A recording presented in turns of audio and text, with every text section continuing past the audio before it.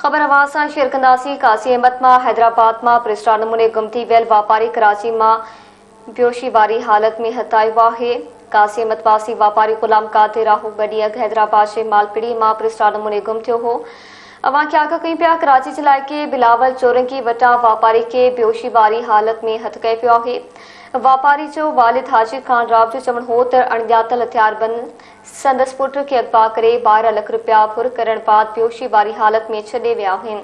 ख़बर आवाज़ सां शेयर कई पिया। कासी अहमद मां हैदराबाद मां प्रिस्टा नमूने गुम थी वियल वापारी कराची मां बेहोशी वारी हालत में हथायो आहे। कासी अहमद वासी वापारी गुलाम कादिर राहू ॿ ॾींहं अॻु हैदराबाद जी मालपीड़ी मां प्रिस्टा नमूने गुम थियो हो। कराची जे इलाइक़े बिलावल चोरंगी वटां वापारी खे बेहोशी वारी हालत में हथ कयो वियो आहे। वापारी जे वालिद हाजी खान राव जो चवण हो त अणॼातल हथियारबंद संदसि पुट खे अगवा करे 12 लख रुपया फुर करण बाद बेहोशी वारी हालत में छॾे विया आहिनि।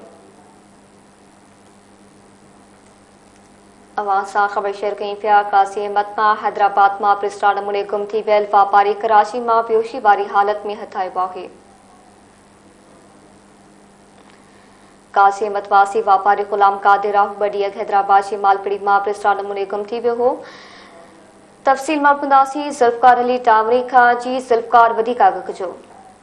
जी हाँ जी, तव्हांखे ॿुधाईंदो त काज़ी वासी नौजवान वापारी गुलाम कादिर राहू ॿ ॾींहं अॻु हैदराबाद मालपीड़ी मां पुरसरार नमूने गुम थी वियो हो, जेको राति देर सां कराची जे इलाइक़े बिलावल चौरंगी वटां बेहोशी जी हालत में हथायो आहे। संदसि वालिद हाजी खान राहू ॿुधायो त ॿ ॾींहं अॻु पुट हैदराबाद मालपीड़ी ते वापारियुनि खां पैसा वठण वियो हो, जितां खेसि नामालूम कार सवार हथियारबंद अगवा करे कराची खणी विया हुआ। हिन वटि तक़रीबन 12 लख रुपया हुआ। नशो ॾेई पैसा फुर करण बैदि खेसि छटो कयो वियो, जेको राति देर सां बिलावल चौरंगी वटि बेहोशी जी हालत में आयो आहे।